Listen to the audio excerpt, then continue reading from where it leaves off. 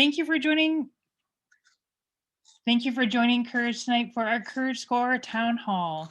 At Courage, we speak truth to power, create tools, and provide a progressive digital community to help Californians effectively and courageously engage in the democratic process.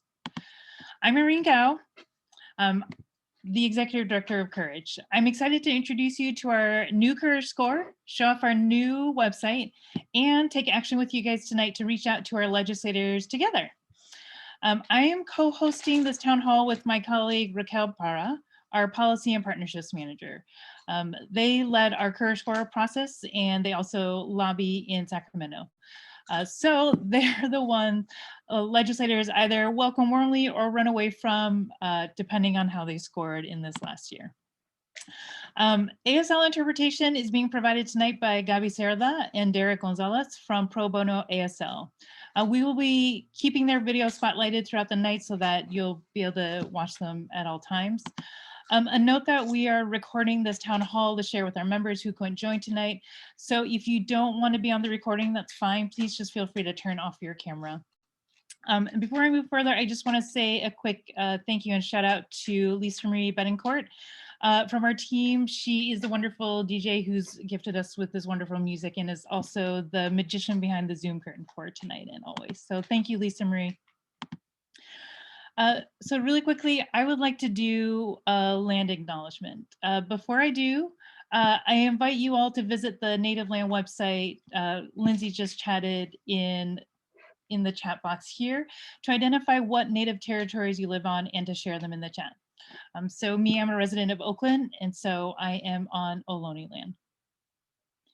Courage California acknowledges our presence on the traditional and unceded territory of hundreds of First Nations who are the traditional caretakers of this land we call California.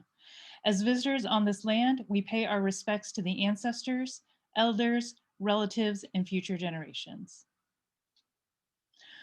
So communities across California and the country are demanding change. More gun safety, more policing reforms, and more humane immigration solutions. And many people are in turn demanding that we have more courageous policies that reject the white supremacist status quo and protect all of our diverse communities. There's been a lot of focus on what needs to happen at the federal level to make that happen, but the reality is that the greatest opportunities to pass the policies we all need are at the state level. So what the California state legislator passes will have a greater impact on our day-to-day lives than what happens in the White House, Congress, and the Supreme Court.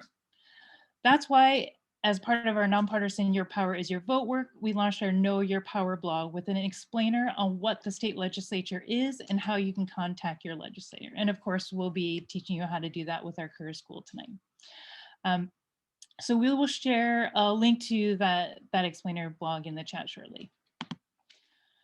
California, as you know, is the largest state in the nation, and every corner of the United States is reflected in the different regions and neighborhoods of our state. So whatever works in California has the potential to work for the nation, which makes it all the more important that we have a state legislature that truly reflects all Californians and is effective at passing policies at the scale we need.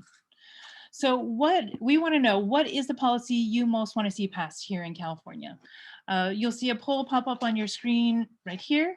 So if you could answer your question, I know it's tough. There's a lot of really good ones on here, but choose your top one, and we'll share the results soon. So we know that most people don't know who their state legislators are, and I'll definitely admit that maybe 5-6 years ago, before I got into California political work, I definitely maybe could name one, maybe two. So we know that this isn't working knowledge for a lot of people, that they don't know who their legislators are or what they do, outside of maybe the times that you likely hear from them during election campaigns. So the Courage Score is an important tool for people to identify and learn more about their state legislators and to see if their legislators are fulfilling their campaign promises or not.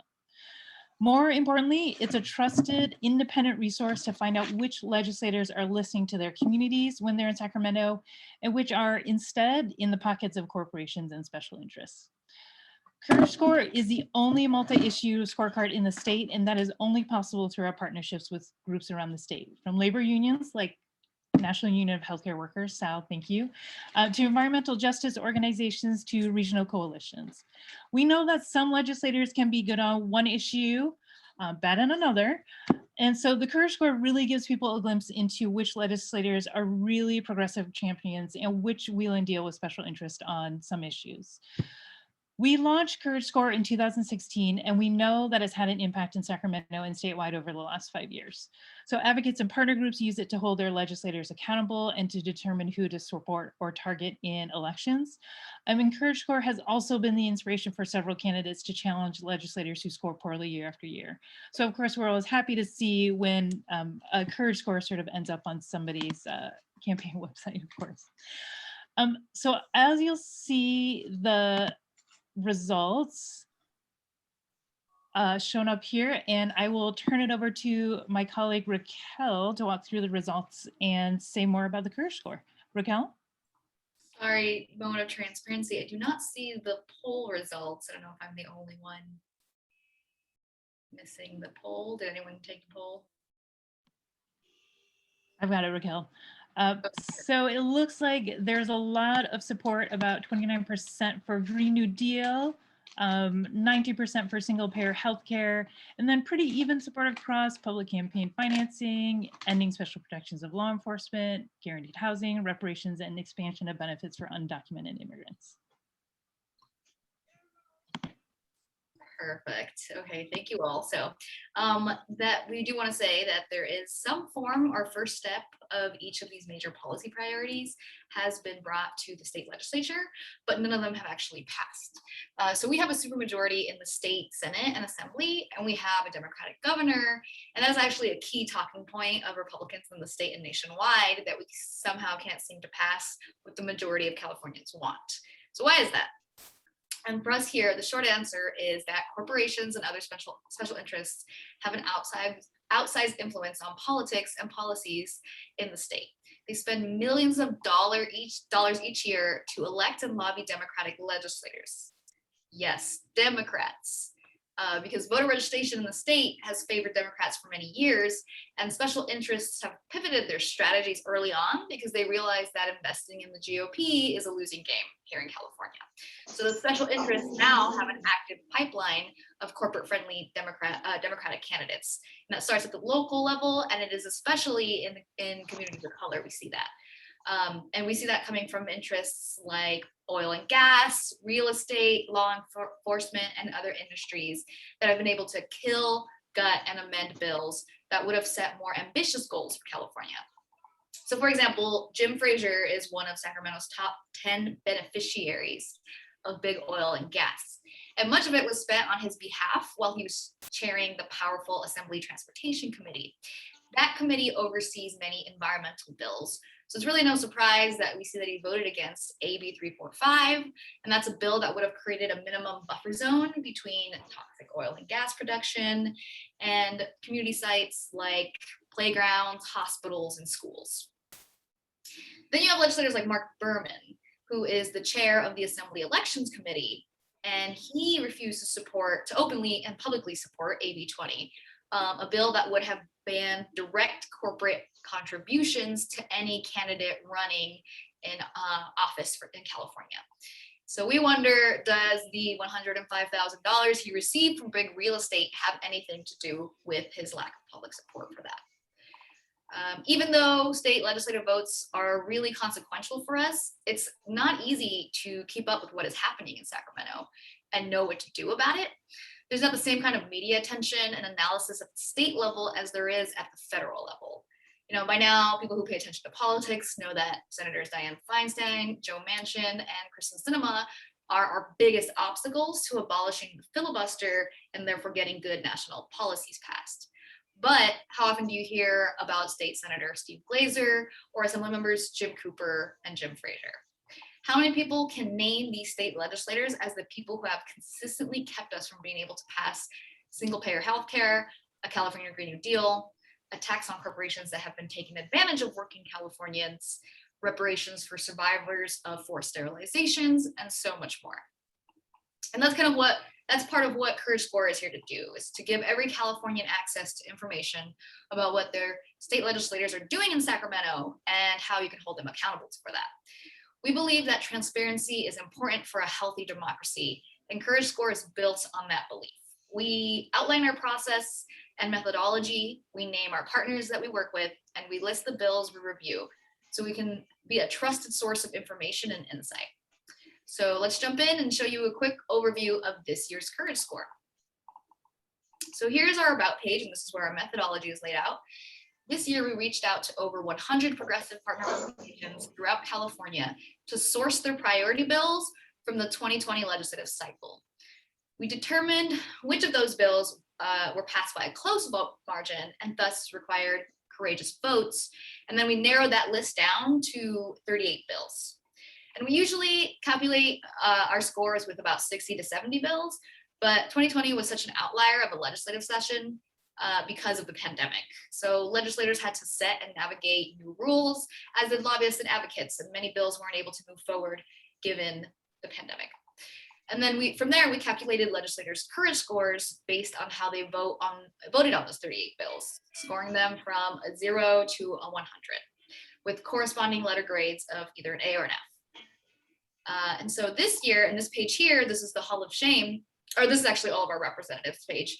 This year, we have the full spectrum of scores from 0 to 100, even if you only look at Democrats. So if you're looking at Democrats, Democratic Assemblymember Jim Frazier scored a 0, which ties him with 17 Republican Assembly members and senators. This next page here, this is the list of our all-stars. So we have 17 Democrats scoring 100 to earn an all-star award. Okay. These were the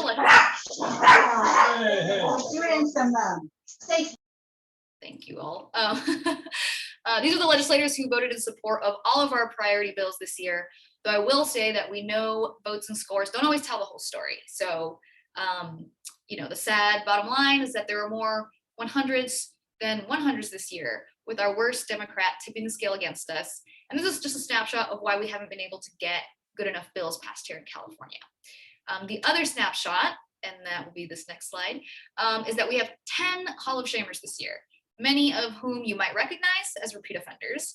And our Hall of Shamers don't always have the lowest courage score, and they're all Democrats. So we recognize that districts are really diverse and that progressive can be a relative term. So our Hall of Shame is really about spotlighting which legislators have courage scores that are most out of line with their district's progressive lean.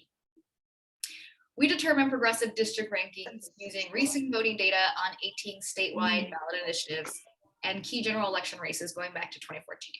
We then compare the courage scores to progressive district rankings to see where there are the greatest gaps between a legislator's voting record and the voting record of their district. So just to reiterate, it isn't just lowest scores, it's about how out of touch these legislators are with their districts.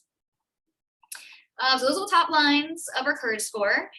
Before we dive into some of the details, we'd love to hear from you again. So let's launch our next poll. And if you had to guess how well, and this is the poll that's coming up, how well do you think your state legislators did? And so while you're voting, and once again, for some reason, I can't see the poll, so I will definitely kick it to Irene for those results afterwards. But while you vote, I'll do a quick rundown on how the rest of this town hall is going to go down. First, we'll hear from a panel of our partners who will talk about their lobbying work and the role of Courage Score, the role that Courage Score plays in their strategies. And then we'll meet a couple of our all-stars from this year, Senator Lena Gonzalez and Assemblymember Kalra. After that, Irene will then give you a quick tour of the new site with some time for a quick Q&A from folks. So you can submit your questions for the Q&A section by typing them directly into the chat at any time. Please indicate who your question is directed to, if there's a specific person or a specific organization you have that question for.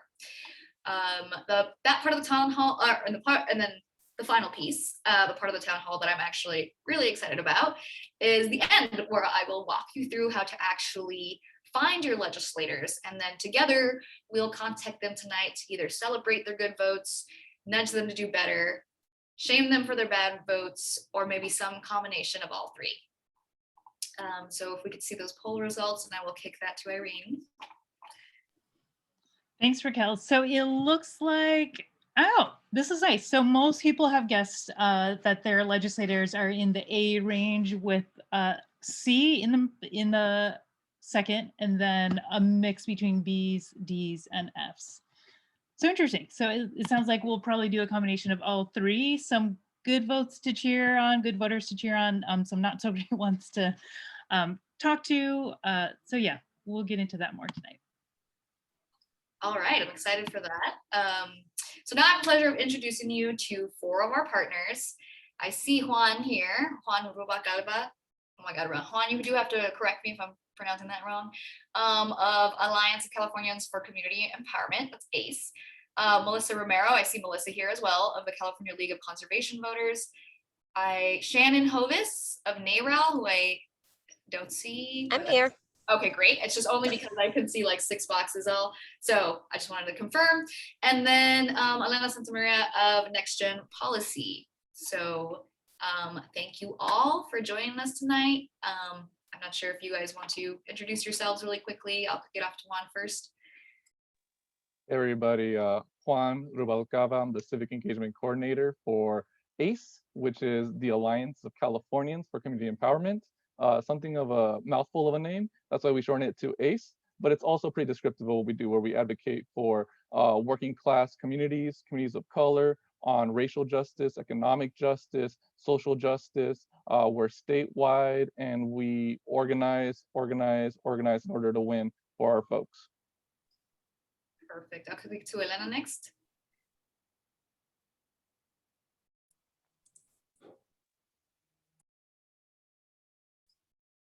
Elena, sorry. No worries. Hi, everyone. My name is Lena Santamaria. I'm a policy advisor at NextGen Policy.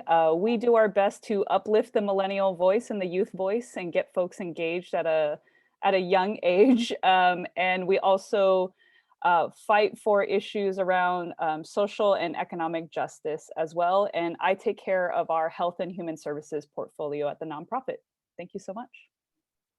Thank you. Okay, so Melissa next. Hi, everyone. My name is Melissa Romero. I am the Legislative Affairs Manager with the California League of Conservation Voters, CLCV for short. We are an organization that is in the business of changing what's politically possible on climate action.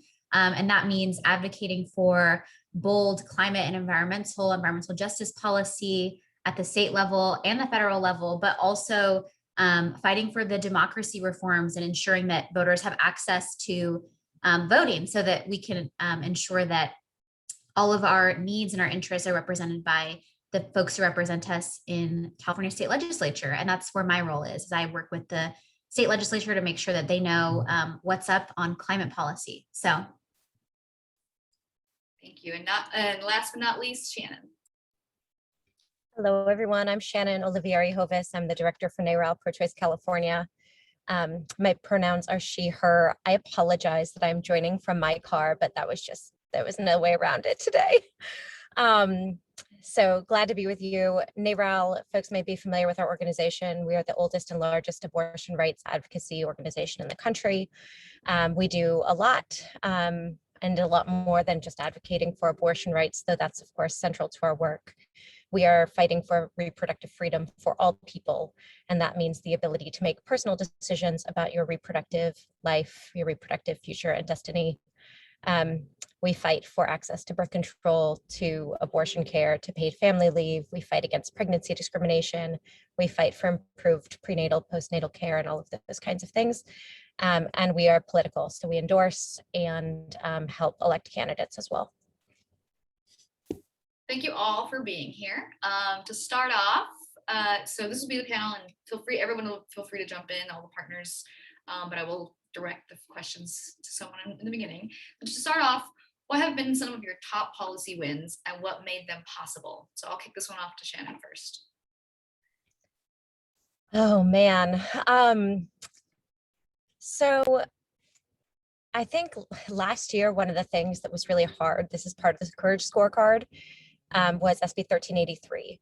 And this was a bill to extend job protected paid family leave to an additional 6 million Californians.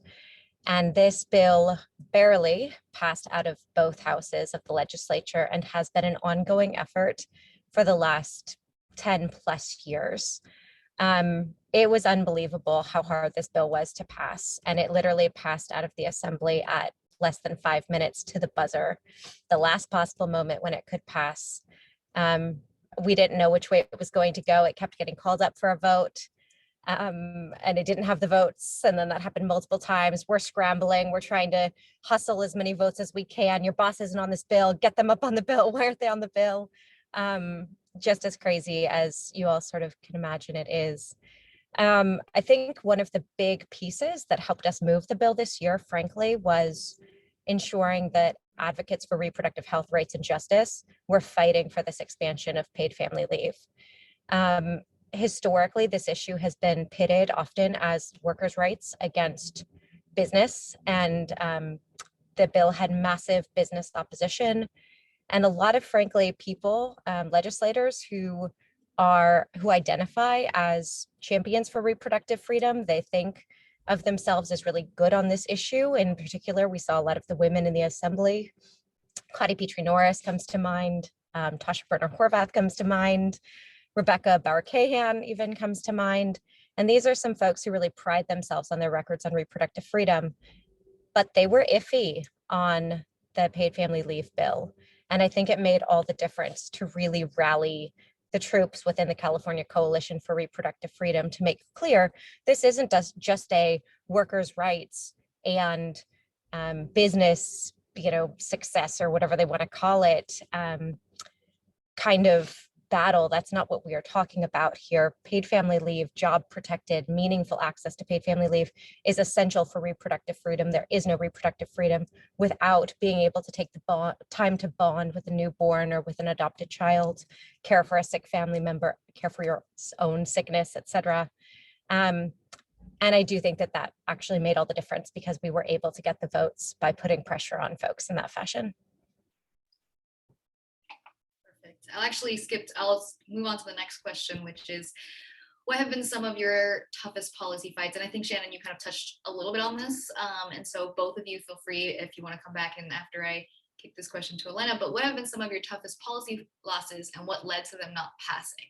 And Elena, again, feel free to also just, speak to the way that some of your top policy wins have been made possible. For sure, happy to. I think one of our top policy wins was also one of our hardest fights, which was our Student Borrowers Bill of Rights. And this was going to be a first in the nation, student loan borrower protections for student borrowers. And as being a consumer of a student borrower, you just know how difficult it is. And you don't know what interest rates mean. You don't know what kind of protections you have. The same protections that you have when you're signing up to purchase a home, you don't have as a student borrower. And then you sign up for loans you're not prepared for, your interest rates increase. And we could just see in California and on a national level, just one, how popular this issue is to just cancel student debt or to provide some sort of relief for people who are compounded with loans that are just an exorbitant amount of money, and then you pay off your loan, but you still have to pay your interest. It was just very crippling. And I think that ties into our win because it was a 2-year endeavor for us to try to pass that. And at the end of the day, the membership is what prevented us from moving that bill forward. And instead of student borrowers getting protections the first year that we had ran that bill, they got it the second year, which is just another year of interest, another year of the stressfulness of dealing with a student loan. And in that regard, we were limited in what we can do. Our bill was not retroactive, it was proactive. So up until that point, now we have student borrowers are protected, but for everybody before that, you're still left with your student loan.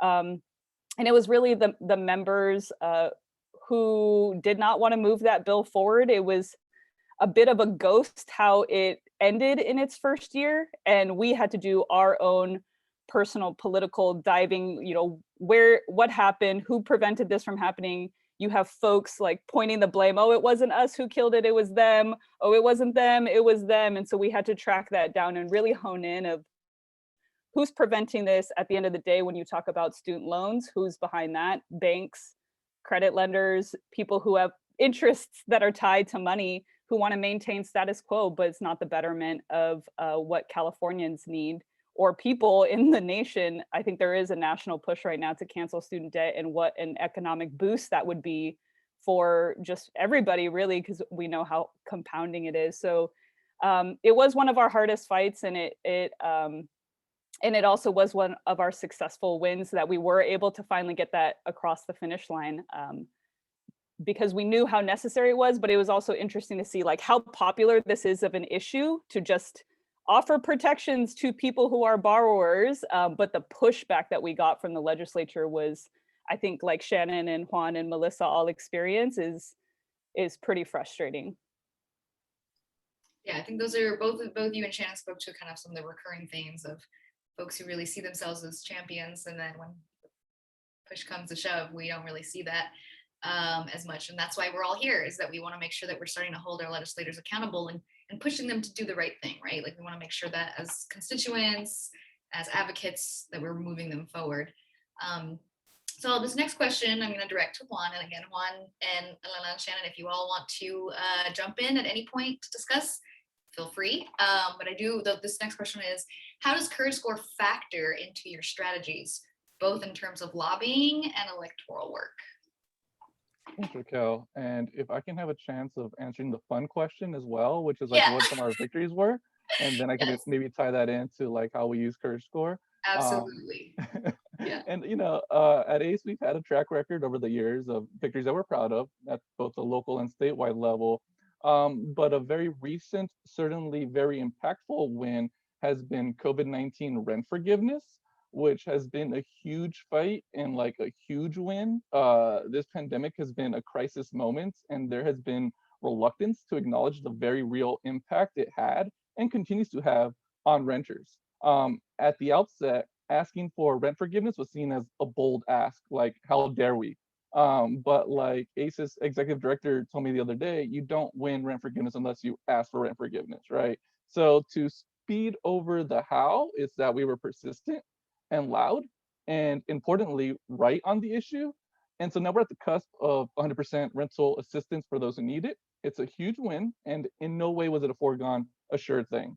And so how do we use Courage Score? Like a lot, because sometimes you don't always have the intel on where certain legislators are on your bill, which way they're voting, right, on your issue. Like, I'm not a super expert on the going-ons inside the Capitol. I ain't House of Cards over here. So like looking at a legislator's Courage Score, looking at their votes, particularly on housing issues, which we focus on, helps us figure out who we might need to put pressure on, who leans progressive, who leans moderate.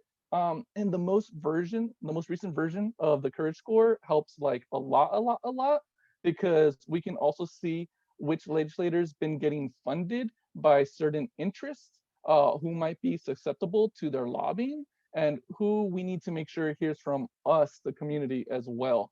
Because ACE doesn't have deep pockets, but we have a loud megaphone. And I mean that both figuratively and literally. And we definitely are appreciative of the tool to help us in our advocacy work. Thank you, Juan. I love it. Yeah, and again, Shannon, Melissa, Elena, if you have anything else to contribute to that question, feel free.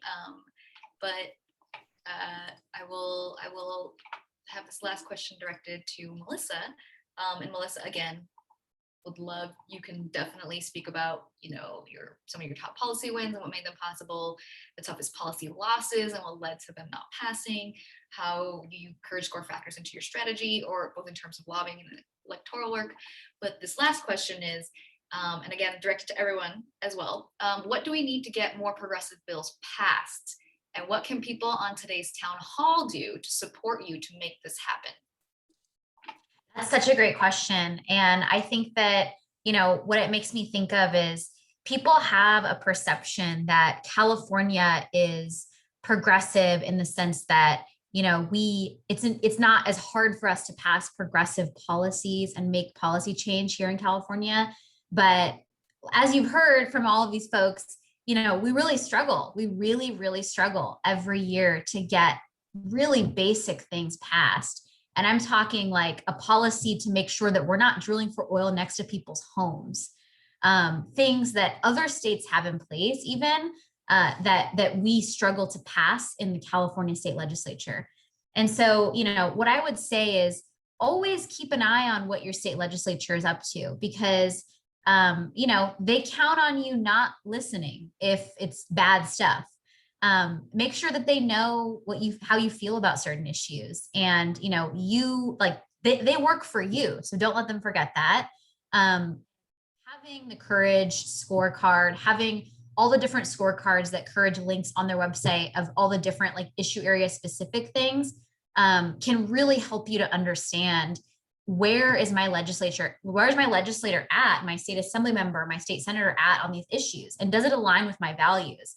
And if it doesn't, then maybe give them a call and let them know how you feel about it, because they might not be that used to it. Or if they're a huge champion, let them know that you appreciate that. They're not used to that either. But a lot of times these state legislators that are not willing to support progressive policy change are really hearing from industry opposition to some good policies that we're all trying to push forward.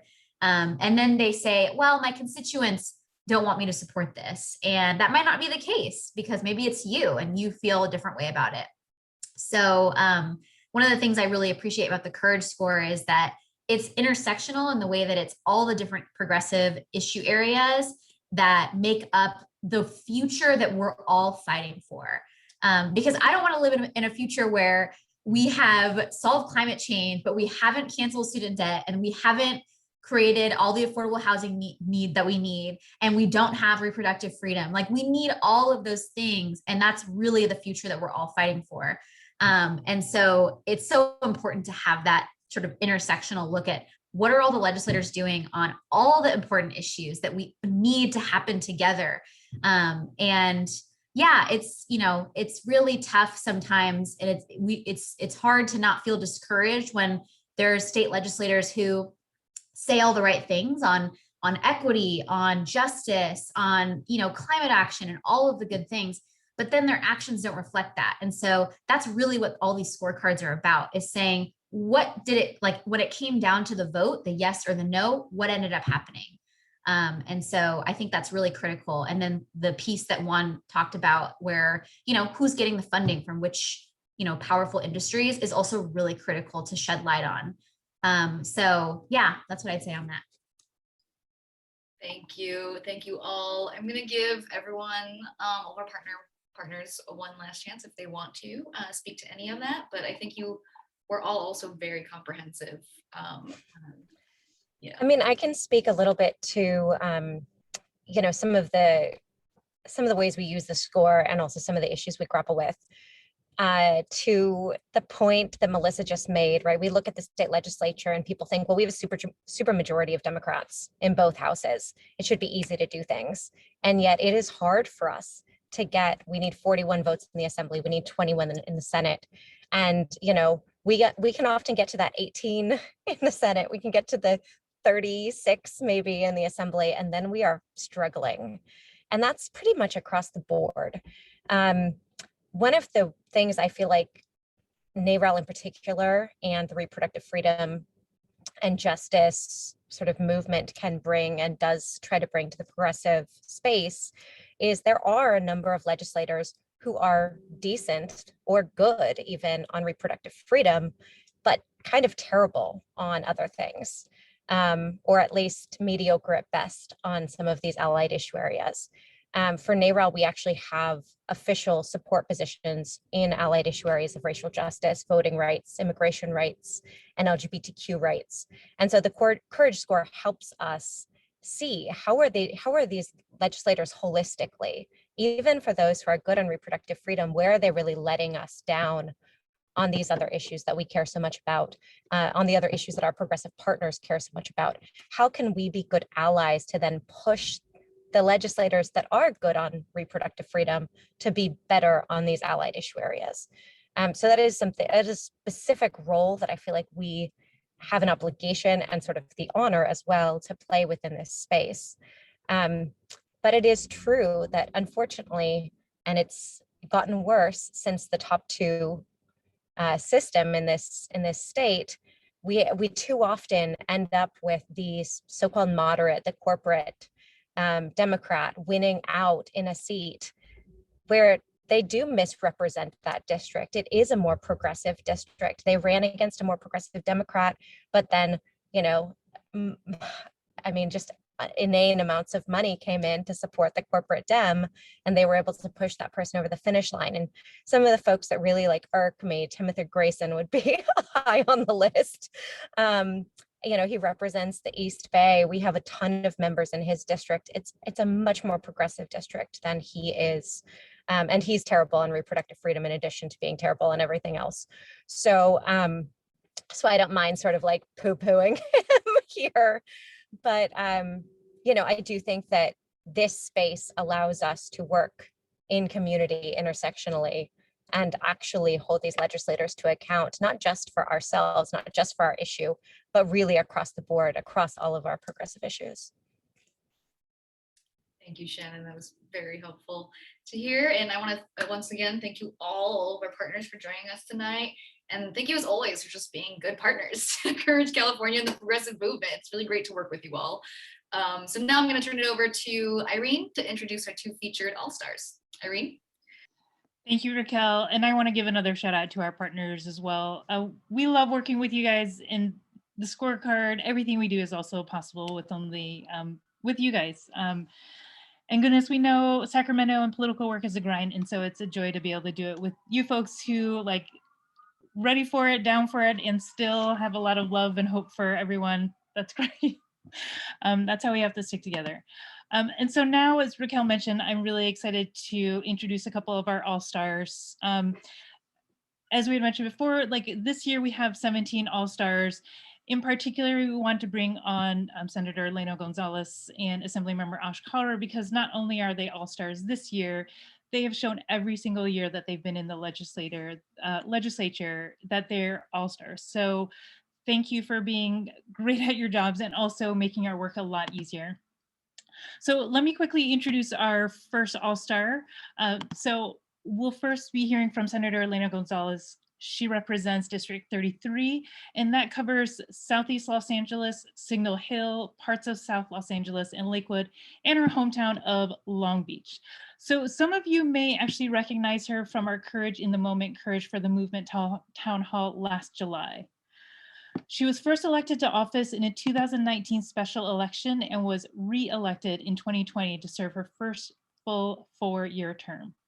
Senator Gonzalez has been a Courage All-Star both years of her service and is a strong champion for working families, a clean environment, digital inclusion, economic justice, and LGBTQIA+ and women's rights.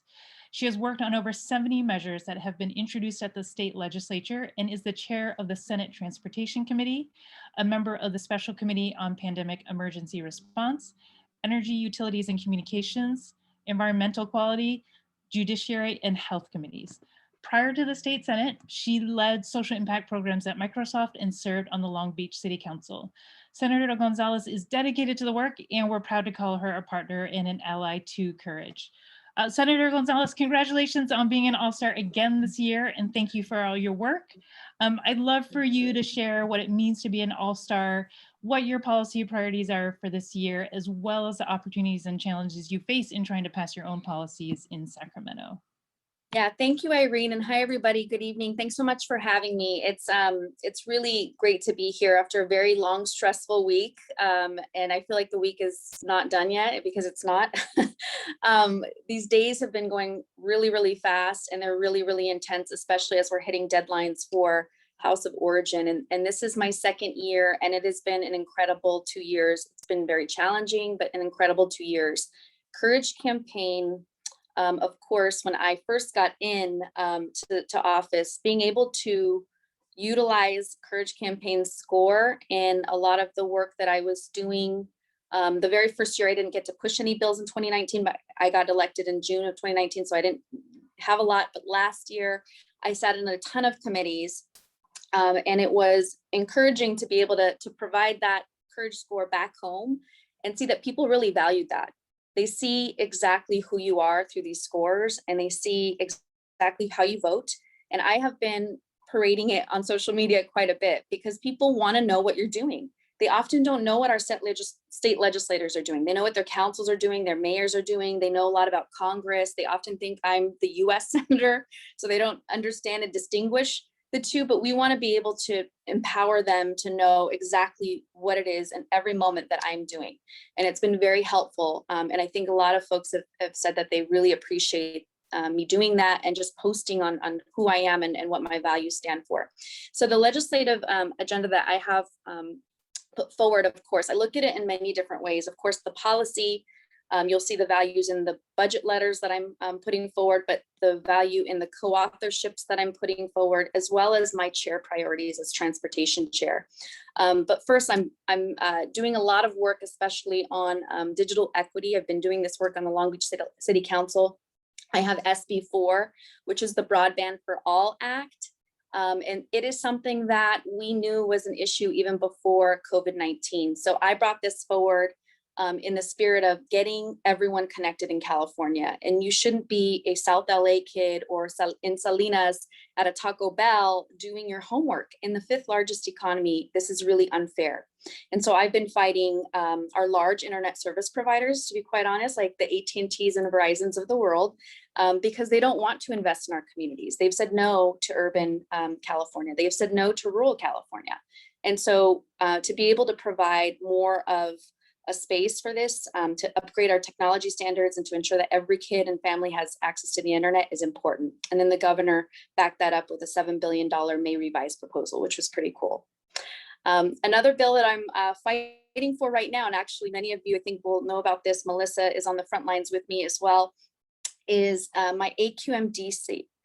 As many of you know, I represent Long Beach and Southeast Los Angeles. We have some of the worst environmental injustices: Exide, unregulated businesses, the Port of Long Beach, the diesel particulate matter coming in and out of the port, NOx, SOx, you name it, the worst asthma rates. And that's all to say that I cannot sit here as a leader and not do something about these issues. So our South Coast Air Quality Management District, all I'm asking for is to add 2 environmental justice seats to that board. We don't have a voice at the table. San Diego has done it. San Joaquin Valley has done it. We've even added 2 to the ARB in California. We need to add that in Los Angeles as the worst rates of asthma and the worst air quality impacts. And so this is a fight, and this is a fight with labor, unfortunately. And I am somebody who loves labor very much. I'm the daughter of a truck driver, but this is a fight that we are continuously having.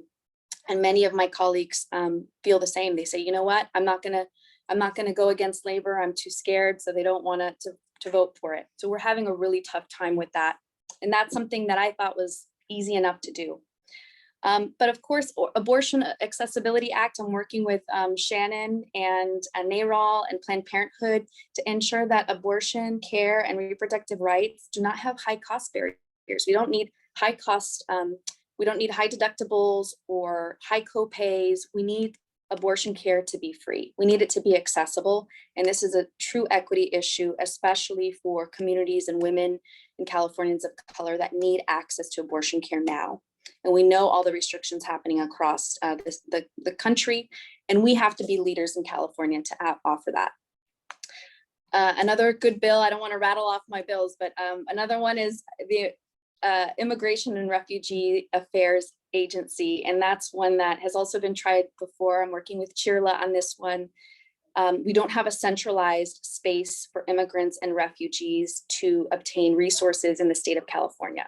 We know with COVID, just getting them financial resources, because they don't qualify for EDD, they often don't qualify for Medi-Cal, for all of these different resources. We need a centralized space in the state. There's currently a vacancy that the governor has that hasn't been filled. We need to start pushing for a place where it's centralized. I've got some worker protection bills for port truckers. I've got a water to protect at-risk water units. I've got, of course, LGBTQ support as well, ensuring that HIV, people living with HIV can also access disability and life income. So all of this to say that the package of legislation that I put forward, I always want to make sure when I go back to my district that I can not only describe everyone, but that it touches them sincerely and deeply and mindfully. Same thing with the budget and everything I co-author. And of course, the priorities that I put forward as chair of transportation, it always has an equity lens. One last thing is today, the Senate just passed SB 2, which was police reform. We were excited to do that. I was honored to be able to whip votes for the Senate to be able to get that done. It was not easy, as you can imagine. It's not perfect. We need to do some more work, and I'm going to kick it back to Kalra so he can start working on that on his side and make it strong and meaningful for our Black communities and our Brown communities that have been affected by police brutality. So thank you for having me. I really appreciate your support. Thank you, Senator Gonzalez. Thank you. As the senator mentioned, it is really not easy to do the right thing. There's so many incentives to go the wrong way, people who are going to give you money to get reelected. It takes a lot of work. But Senator Lena Gonzalez is one of those people who, even when she was running, just really dug into it with groups and has been really, okay. I love it. I know. They're always around. Like just really dug in with the groups early on. And so we knew she was going to be a champion for us in Sacramento. And so you hear, right, like she's constantly in conversation and working with us. And that is not a luxury that we have with all legislators. And so Senator Gonzalez really is a model. And so we're just excited to champion somebody who is just like on our side from the very beginning and then just stays with them. And so it was really appropriate. I would like to now kick it to our second All-Star that we'll introduce. As Senator Lena Gonzalez was joking, she's going to kick it to Assemblymember Kalra, and he is actually on our call with us today. So Ash is from District 27, which covers half of San Jose, including all of downtown. He was first elected in 2016, becoming the first Indian American to serve in the state legislature in California history. Crazy. And he was reelected to his third term in 2020. He's also been an all-star each year of his tenure, leading on racial justice, criminal justice reform, environmental protection, healthcare, sustainability, housing affordability, and economic justice. Assemblymember Kalra is the chair of the California Legislative Progressive Caucus, the chair of the Committee on Labor and Employment, and also serves as a member on the Housing and Community Development, Judiciary, Transportation, and Water, Parks, and Wildlife Committees. Prior to the State Assembly, he served on the San Jose City Council and was a deputy public defender for Santa Clara County. We're proud to call Assemblymember Kalra a partner and an ally to Courage 2. So Assemblymember Kalra, congratulations on yet another All-Star year. Thank you for all your work. So like with Senator Gonzalez, I'd love for you to share what it means to be an All-Star, what your policy priorities are for this year, as well as the opportunities and challenges you face in trying to pass your policies in Sacramento. No, thank you so much, Irene. It's an honor to be here. It's an honor to be recognized, and it's an honor to be with my dear friend, Senator Gonzalez, who, as you said, came right in and immediately showed that, you know, she deserved the title of All-Star the moment she stepped onto the Senate floor.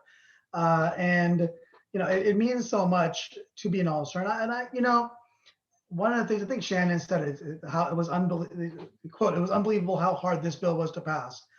And I think about how often we say that to ourselves in a state where, you know, 3/4 of the legislature are Democrats, most of whom campaign as progressives, or at least using progressive monikers, or take progressive positions in order to get elected. And so, you know, it's interesting because I love the fact, and I so cherish the work that all of you do, and the Courage campaign and the score and being named an All-Star. But I gotta tell you, and I know I'm confident looking at the names of the folks that are All-Stars, including Senator Gonzalez, that none of us do this for a score. At least those that are the All-Stars. But I want to mention that because I do think that the score has an impact on those that are not the All-Stars, right? Because it pushes them in a direction, because it creates accountability where accountability otherwise doesn't exist. The system as it currently is set up does not incentivize being courageous. It just absolutely doesn't.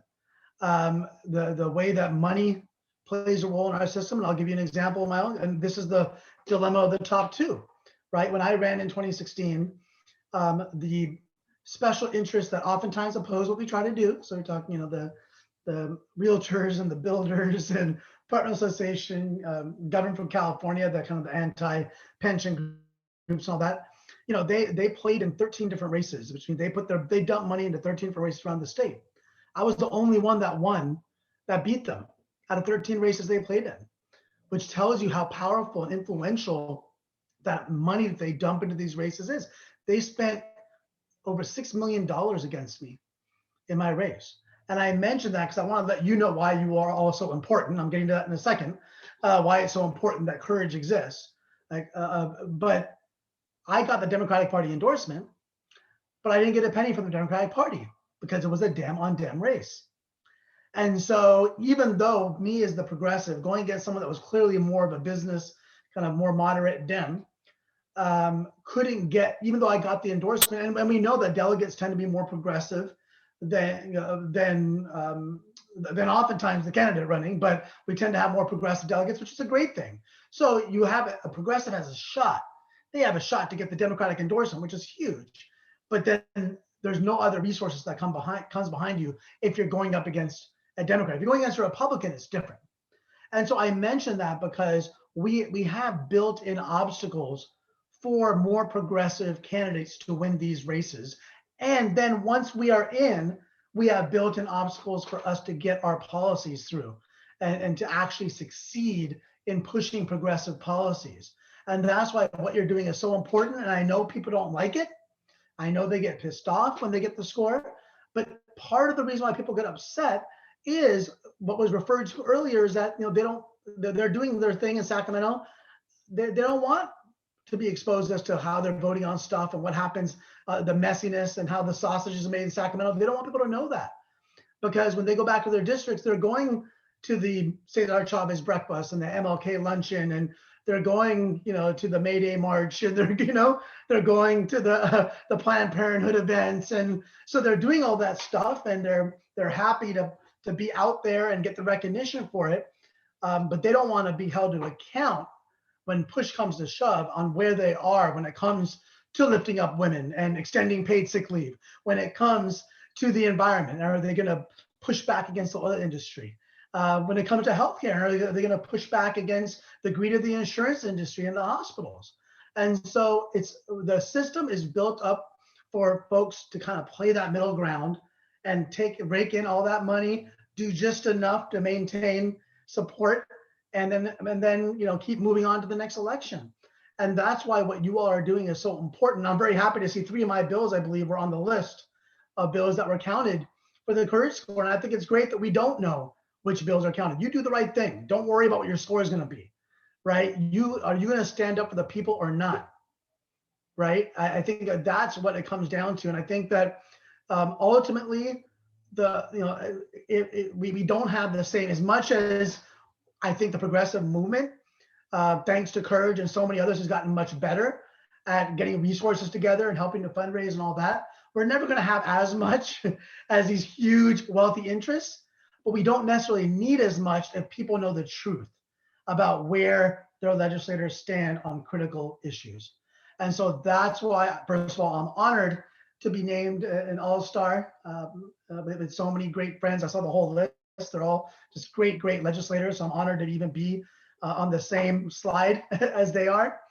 But more importantly, I appreciate the work you're doing, because for us to get big things done, we need that external pressure, because by itself, the system by itself otherwise will block these bills, because there's not enough incentive otherwise. So, when I look at the priorities that I'm pushing, continuing to push for working people, I have at least a couple of bills again this year that are deemed job killers, just because they want to add some transparency to corporations, or because they want to add more a better work environment for workers. And so when they start throwing those labels around, I think that's a clear sign that we're doing something right. When they start to come after us and the bills that we're doing, it's a sign that we're doing something right because we're scaring those interests that are profiting wildly off our current system. And so I just want to really express my appreciation for Courage California and for this incredible, and I see all my friends here, for this incredible coalition that makes sure that we hold our legislators to account. And as we go forward, as Lena was saying, we have some really important criminal justice bills that are having trouble getting through right now. We have one that we've been holding back on getting the votes on because we can't quite get to 41. We're in fact waiting for Isaac Bryan to get up into Sacramento.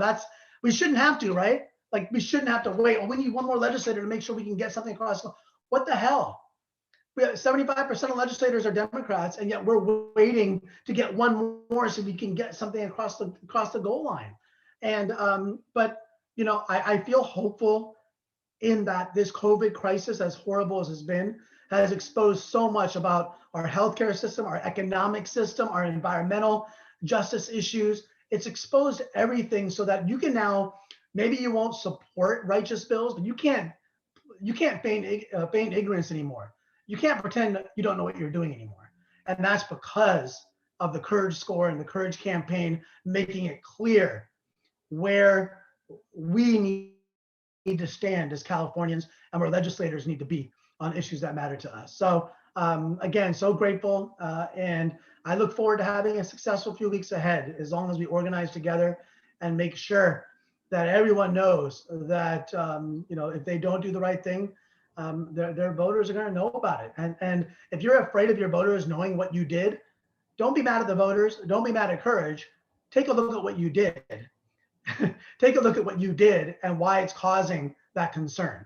So stop looking at other people, instead put a mirror up before you. I do it all the time. I'm not perfect, and question, how I could do things better or what have you. But ultimately, Courage Campaign forces us to put a mirror before us, and that's a good thing.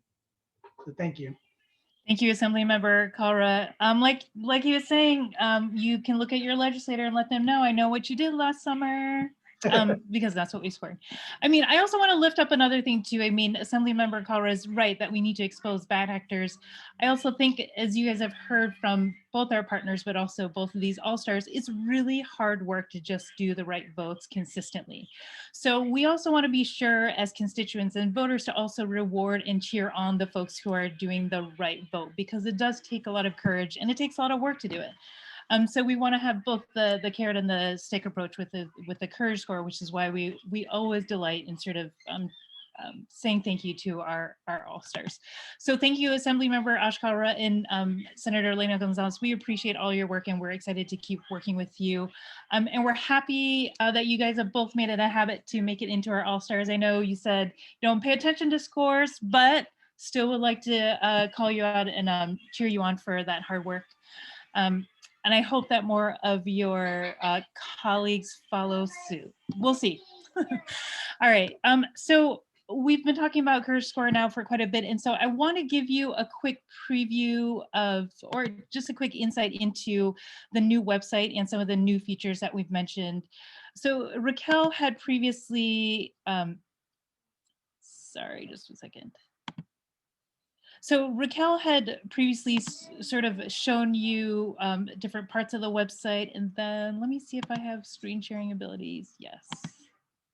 Hang on just one second. All right. And so I just wanted to highlight a couple of key areas that are on the website that are new this year. And the reason why they're new is because we wanted to highlight a specific way of looking and a specific way of analyzing what's happening in the state legislature. So again, like, we redesigned it and we relaunched the website this year with a couple of purposes in mind. So we wanted to improve user experience and to make sure that the Courage Score is a tool that's accessible to all Californians. So again, you've heard legislators pay attention. We know our partners use this, but we also want to make sure that constituents, people like you, are empowered with this tool, because you are the ones who actually make this tool come alive, and you are the ones who can actually do the most to get your legislators to vote the right way. So we want to show people which legislators are voting with their community values and which are voting really, again, in alignment with corporations and special interests. So I'm really proud. It's a beautiful, beautiful website. So hopefully that incentivizes people to stay longer on it. And as Raquel showed you, it shows our methodology here. And then we have a brief sort of gallery of our all-stars, our Hall of Shamers, and our honorable mentions. So honorable mentions are a new feature. So these are former state legislators who had courage scores of 100 for the 2020 legislative session, but were elected or appointed to other offices or retired in 2020 and 2021. And in particular, of course, it's always the right thing to call out former Senator Holly Mitchell, now who serves on the LA Board of Supervisors, as someone who is an incredible all-star for all of her time as well. The other feature I want to show is this new section for us. This is our corporate money trail section. So this is new, and as had been mentioned by several of our partners in both Senator Gonzalez and Assemblymember Kalra, sometimes it's really not legislators and often it's not the legislators. The bigger forces behind them that end up opposing a lot of our progressive bills are these corporate and special interests. And so we really want to uncover that so people understood that there's a connection between these interests, where the votes are shaking out and where legislators are sort of falling in terms of their patterns of voting.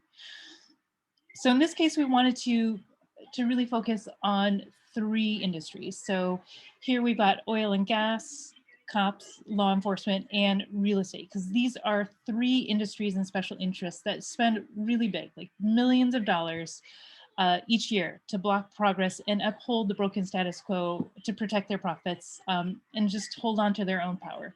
So of course, there's a much longer list of industry special interests. These were just the 3 that we chose to spotlight this year. And I want to take this time to quickly shout out MapLight, whom we worked with to get this information. So in each of the industry sections, we've added links to independent media and organizations that call out their influence and hold the industries and their aligned legislators accountable. So you'll see here in the oil and gas section, we've linked to Capital and Maine's The Slick series, which talks about the influence of oil in Sacramento. And we've also, of course, linked to our friends here at the California League of Conservation Voters. They have a no rollbacks pledge, which is really important for legislators to rebuke oil and gas money and that influence. So let me quickly show you how this shows up on each individual legislator's page. So I'm going to scroll over here to Assemblymember Jim Frazier. You've now heard him referenced several times as one of the most notorious Hall of Shamers. So in this middle section here, after the vote section, you'll see now we tracked how much each of those 3 corporate industries contributed to him, and this is consistent across all of our legislators. So with this, you can see for yourselves how these corporate contributions sway the vote of any particular legislator. There's not always a direct correlation, but it's always interesting to see that if there is. So in the case of Assemblymember Jim Frazier, you'll see pretty high numbers. So contributions that totaled over 100,000 are highlighted in red. And so you'll see that Frazier banked really big across all 3 of these special interests, which really aligns and checks with his votes and his 0 courage score. So a quick note as I scroll up, you'll see that Assemblymember Frazier did not vote on a majority of the bills that we scored this year. So right, this level of absenteeism at somebody's workplace, you would get fired for that. So I think what we want to highlight with that is, unless a legislator was excused for a vote, sometimes people miss for sickness or for other matters, we score no votes the same as we score opposed votes, because essentially legislators will often not vote to keep an opposed vote off their record while still keeping their special interest backers happy. So with somebody like an Assemblymember Jim Frazier, this high of a no vote ratio is definitely suspicious. And definitely brings up the question, right? Like, how hard are some of these legislators working for you in Sacramento if they're not even willing to show up to vote or even go on record with their vote? So further down, you'll also see another new feature we launched this year that a couple folks have spoken to. So we collected scorecards from our other partner organizations so that people can see how legislators measure up on different issues. So if you were to evaluate Jim Frazier only on reproductive rights, say like looking at Planned Parenthood's score, he scored a 100. So he looks good, he looks fine. But if you look at his environmental scores with, especially like California League of Conservation voters, he doesn't look so good. So again, this sort of underscores how important it is to have a multi-issue scorecard like Courage Score to give people a sense of how this person is voting and doing it across the board. One last thing I want to mention is that the new site now also gives people the ability to see legislator scores and votes from past years and across all years. Since we launched it in 2016 and we launched in 2016 to cover the 2015 legislative session. So you can kind of see, right, Jim Frazier starts out with 25 and, you know, he's pretty consistently bad and particularly bad this year. And so this is really important because, you know, sometimes we've seen people flick in and out of our all-star gallery or our Hall of Shame. So when you look at their votes over time, that gives a much better sense of where they're moving and where they're really at. So this is also a great way to understand, like, is it worth trying to hold them accountable to try to get them to vote better? We definitely feel like it's always worth trying to call them out and hold them accountable, but it also brings up the question of, is it actually worth more effort to actually try to get them voted out of office? So we know that legislators care about re-election. We know that it factors into how they determine how they're going to vote on specific bills. So for us, our perspective is, let's give them a reason to do the right thing and the progressive thing to keep their seats and govern on our behalf. So before Raquel leads you into a deeper dive into the site, I want to open it up for any questions that you may have about Courage Score. So as mentioned before, you can put those in the chat and the questions can be directed to any one of us on the Courage team or our partners. I saw a few questions came in beforehand and in the chat, and I want to encourage you to add your questions in the chat as we keep going. And for the first question, I'm going to turn it over to my colleague, Jay. Hello, everyone. The first question is a pre-submitted question, and it is for Raquel. So some context first. Assemblymember Gallagher has received a constant low grade year after year in every one of the categories listed on the Courage Score website. He also went around his district last summer pushing for the governor to open businesses early and took the governor to court on mail-in ballots in 2020.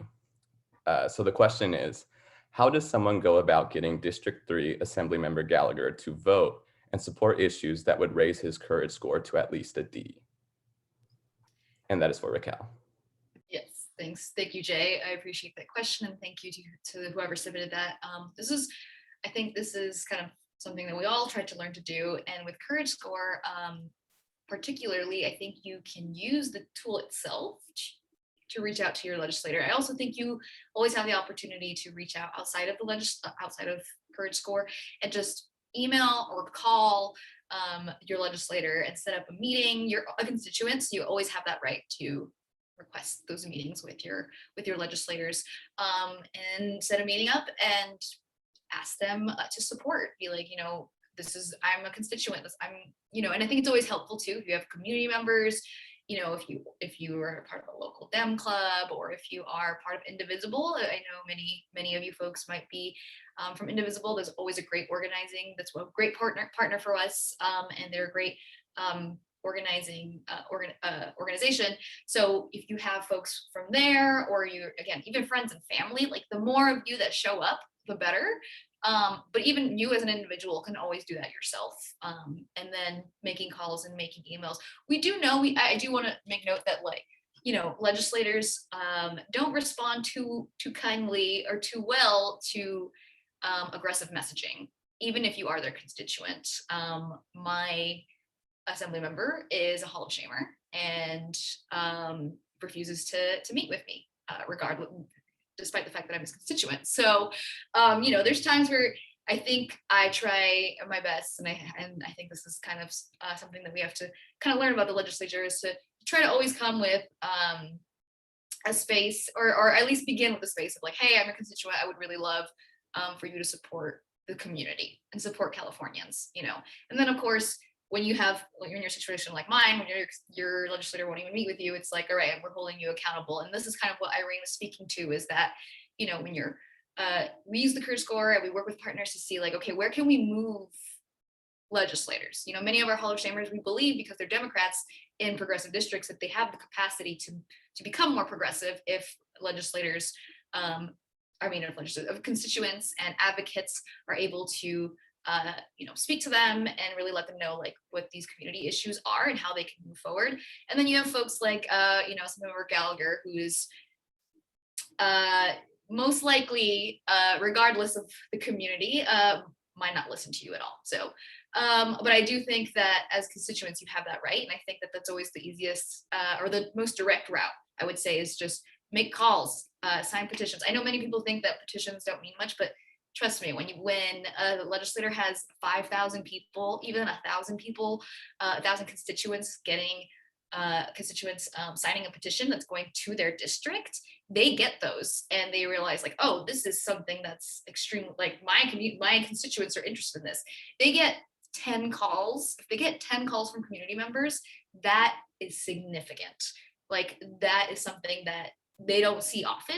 And so if you have 10 people making a call, and I know, you know, some folks might have some difficulties making calls. So like, again, there's emails, there's petitions, but you make a call and you get 5 of your friends to make a call, have them have a friend make a call, and that can have a significant impact, because most of the time, the people who they hear from the most are lobbyists, and they, you know, those lobbyists have a direct line to them.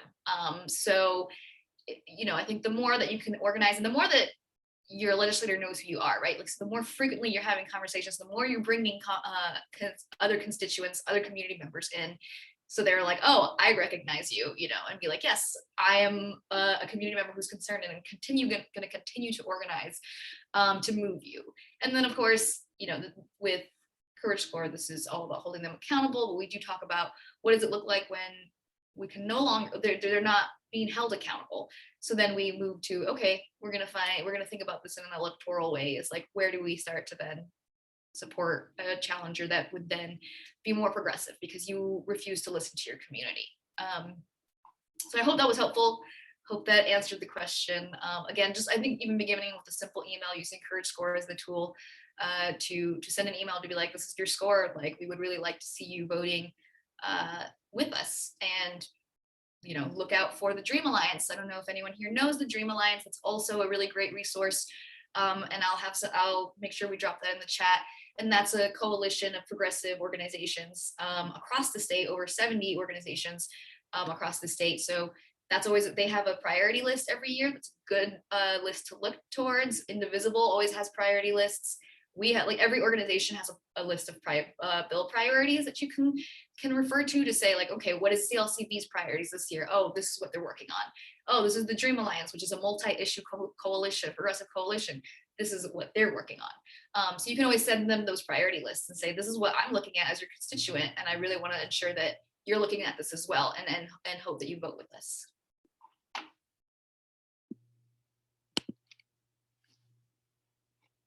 Great, thank you, Raquel. And I believe the next question is going to come from Deepthi. Hello, everyone. So our next question is also a pre-submitted question. It's also for Raquel. So we'd like to know, how have some of these chronic Hall of Shamers been able to stay in office so long?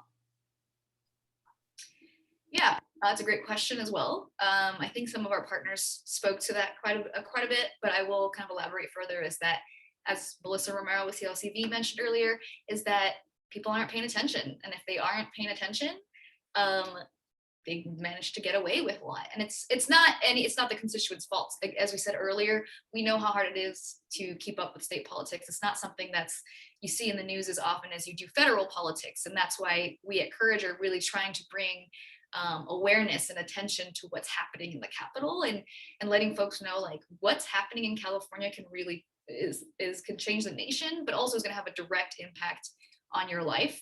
And so again, they've been able to stay in so long because constituents aren't as aware of what they're doing. And also they tend to get a lot of money from big industry. That's how they've managed to win their races. And that's why they become beholden to those lobbyists, because they're like, we know you're going to give us the money that will then give us the resources to put out mailers, put out TV ads, to have people knocking on your door, to win my race. And it's an unfortunate reality that a lot of our politics are won by money, is controlled by money, which is why Courage supported AB 20, which is to remove direct corporate contributions to candidates. And I know many of you on here have supported that bill as well. And that is something that we were really looking at, an issue area that we're focused on, is getting money out of politics, and chipping away at it as we can with direct corporate contributions, and then working on IEs and figuring out how to, maybe in the future, get California elections publicly funded or some alternative to that. So that our legislators don't have to look to big oil, or can't look to big oil or big real estate or law enforcement to get that funding they need to win the races. So yes, I hope that those of you on this call let others know about Courage Score, let others know about the Dream Alliance, and let others know about our partners and their work, so that we can start, getting more awareness and showing folks like what's happening in the legislature. Thank you, Raquel. And we have one final quick question from Jay.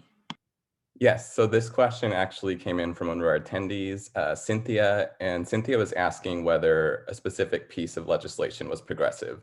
So I'm going to open this up to the panel, and could one, maybe a couple of you all, speak to how someone can learn if a bill is progressive or not? You name checked me, so I'll go ahead and answer that in the general sense. I wish I had a better answer for that, but this also kind of speaks to like the question that what Raquel asked earlier about like how can folks get better involved. And I would say like if you're not already part of an organization that's represented here, or an organization similar to those represented here, like get involved with an organization, and also like don't ignore the calls to action, because oftentimes those like emails and texts actually do have to do with the piece of legislation, and they also have like a direct ask in regards to how to either support or oppose it.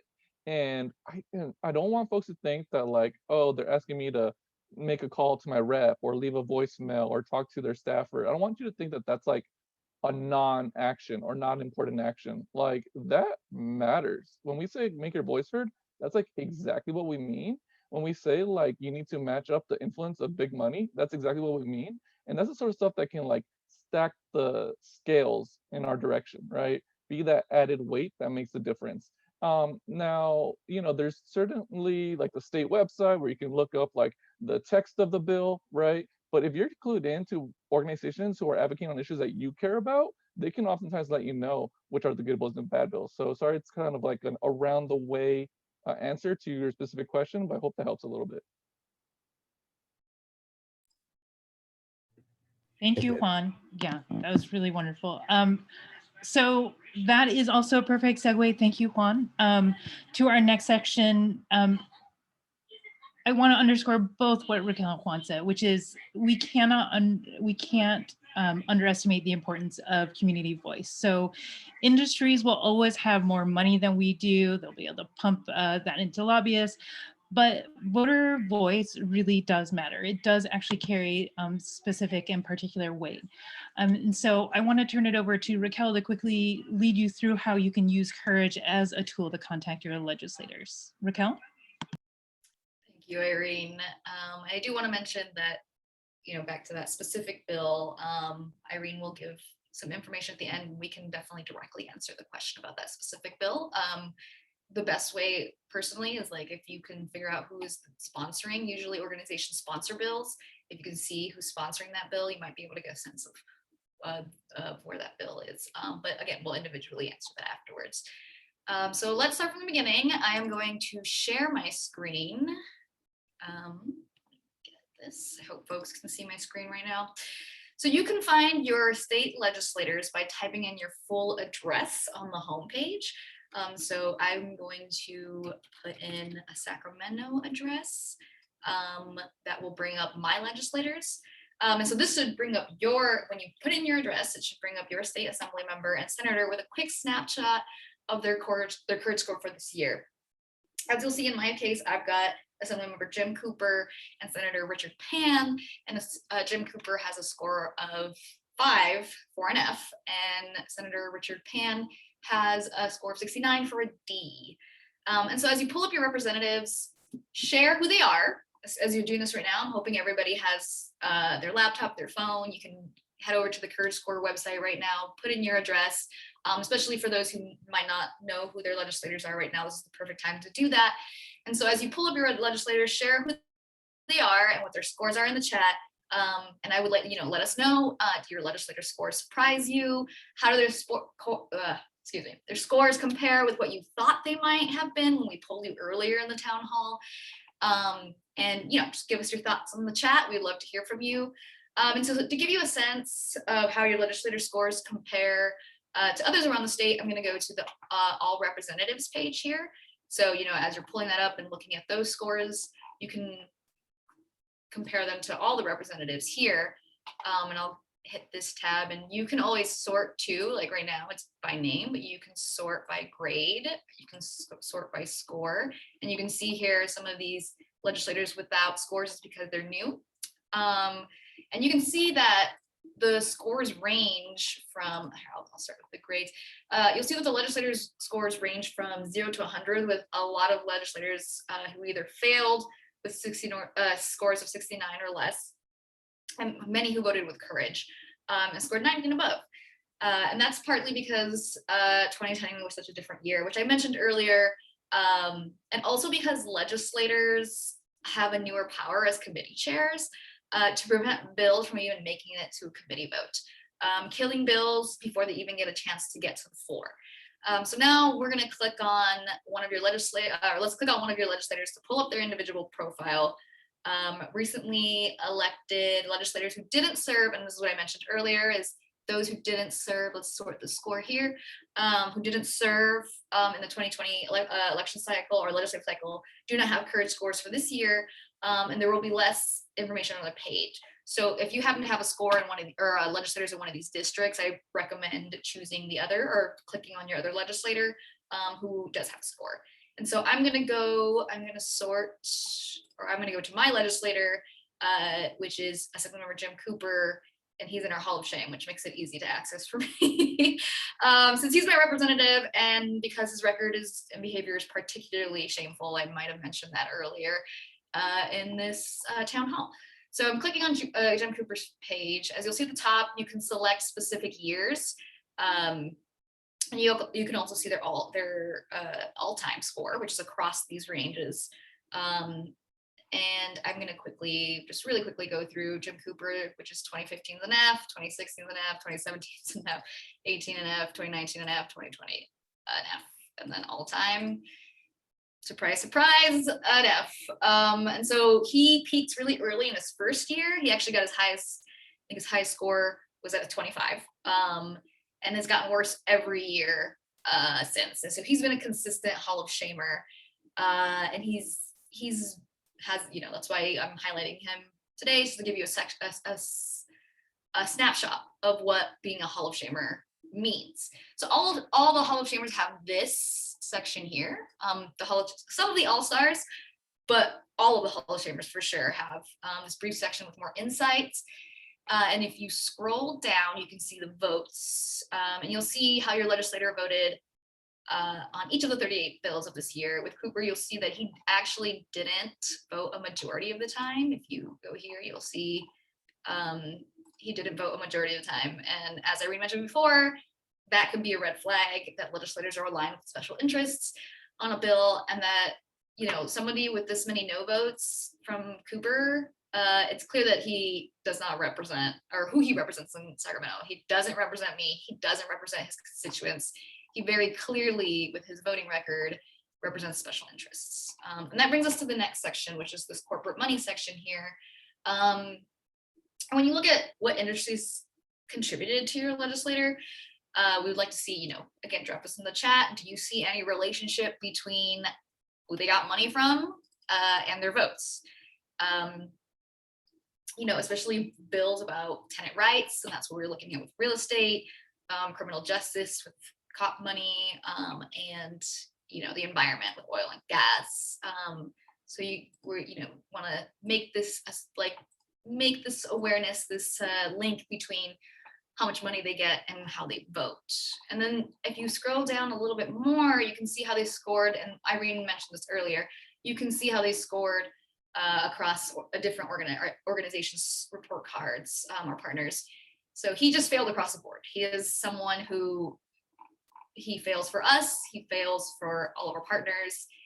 He takes large amounts of money, as you can see from industries. And then this just kind of shows that there's a clear through line of what Assemblymember Cooper is doing up in Sacramento, or rather really what he's not doing. And again, he's not representing me, he's not representing his district or my district. And again, in the chat, we'd love to see more about so what are you seeing as you review your legislator's profile? Do you see any patterns? Are there areas to cheer for? Are there areas to shame them for? Feel free to share your thoughts and insights in the chat about your legislators, because we would love to know. And so now this is the part I am most excited to do with you. Let's take a look, after we've learned a little bit, you've reached your legislators page, you looked at their scores, you looked at their votes, you looked at the money they've taken, and you looked at how they score across our partners. The next step to take then is to engage with them directly, to tell them how they represent you and how they represent us. So you can go up here to the section up on the upper left where it says contact. You can click this big contact button. And I hope, again, all of you are on your phones and your laptops, opening up Courage Score to, contact your legislators. And you will see that when you hit that contact button, it opens up this new window with an easy template email for a form to send to your legislator. So legislators who aren't too deep in the pockets of corporations care the most about their constituents. And so, people like you have the power to re-elect them or vote legislators out of office. So it's really, really important, as we mentioned multiple times, our partners mentioned multiple times, to send messages to your legislators so that they see that you're watching what they're doing. Cheering them on when they're progressive champions, because that's important too. Oftentimes we think only about when legislators fail us, but we want to let our legislators know who are doing really well, we appreciate you, you're what we want to see in Sacramento. And then that really encourages them and helps them really make those courageous votes. And then of course, asking them to do better when they haven't voted how you want them to, and then calling them out when it's clear that they're just completely out of line with their district, the way that Jim Cooper is. And so we pre-populated the template with some messaging related to Courage Score. And we encourage you to build on that with some specifics about issues that you care about. So what do you care about most? And how did they vote on the bills related to that? When you're looking through these issue areas, you can even sort the votes by issue area. And just, you can add that information, what you care about most, into your messaging. And so just, again, I want to go back to letting being sure that the tone is kept respectful and direct. Because again, unfortunately, legislators will not respond. Even if you're a constituent with valid reasons to be upset, legislators just won't listen if you, talk to them aggressively. So I'm going to give folks a few minutes to do some review of their legislators. This is the part where we want to make sure everyone here is, and I know we're over time a little bit. I don't know why I looked at my hand, don't have a watch. But yeah, we're over time a little bit. But we'll still give some folks some time to review their legislators and work on an email.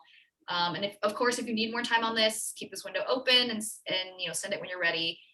This is actually a really good time to communicate with your legislators, because they're about to go on recess. So they'll be going on recess soon, in about a week or two, and then they're going to come back for a full summer session. So this is the time when they usually go back to their districts, and this is the perfect time to meet. So again, I'm going to give you all some time. I hope you're starting to type your messages up to your legislators. I am going to write a message myself, and then we'll wrap this up very quickly. So, all right, well, everyone is writing to their legislators as well. Be respectful, Raquel. I know it's really hard with Assemblymember Jim Cooper. Oh, yeah. Yes, very difficult.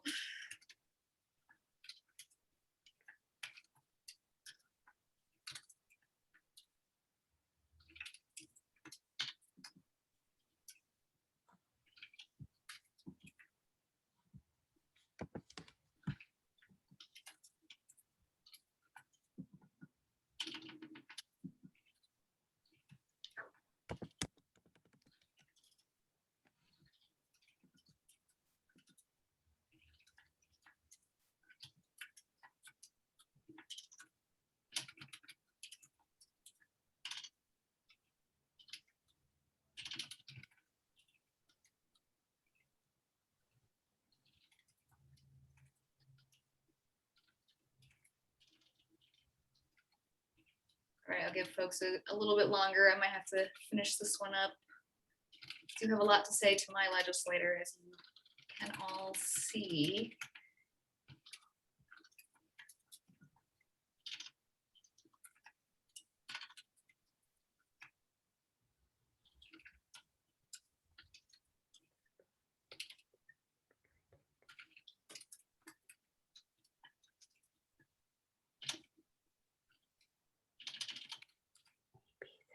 Right, I will finish this up. And again, I hope you all have had some messaging. I again have a lot to say to my legislator. But there you go. You've used the courage score to evaluate and engage your legislator. Sacramento can really feel mysterious and distant sometimes.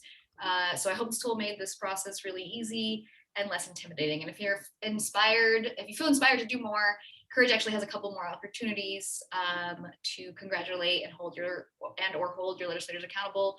We're working with our partners to put on lobby days, in-district visits to drive calls to legislators.